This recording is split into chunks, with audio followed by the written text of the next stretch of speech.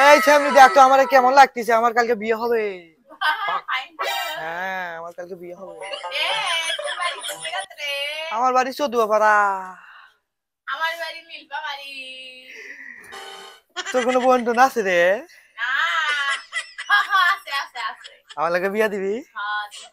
আচ্ছা তোর বোনটা দেখা কইস। এ বাপু, কি খবর? কেমন আছো তুমি? ডাক্তার সাহেব ভালো আছেন? আমি ভালো আছি। তোমার জন্য একটা সুসংবাদ আর একটা দুঃসংবাদ আছে, কোনটা আগে শুনবা বলো তো?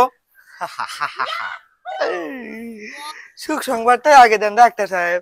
আচ্ছা, সুসংবাদটা হলো আমি লিস্ট করছি, আমাদের হাসপাতাল কমিটি থেকে লিস্ট করা হয়েছে। যারা যারা ইতিমধ্যে সুস্থ হয়ে গেছে তাদের আমরা আজকে মুক্ত করে দিব।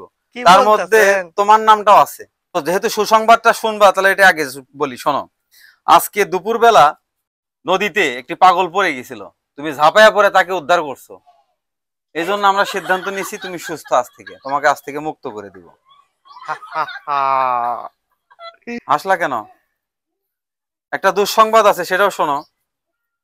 তুমি যে পাগলকে ওইখান থেকে উদ্ধার করছিলে, সে কিছু সময় পরেই পাশের যে আম গাছটা ছিল এই আম গাছে গলায় দড়ি দিয়ে আত্মহত্যা করছে, বুঝছো?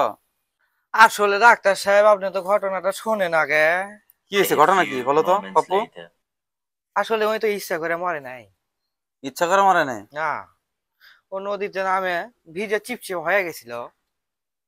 আমি ওরে আইনা গলায় দড়ি দিয়ে আম গাছের সাথে শুকাইতে দিছিলাম। হ্যাঁ?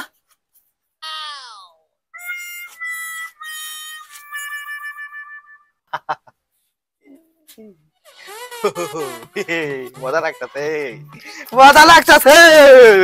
কাক মুক্ত করতে আসলাম।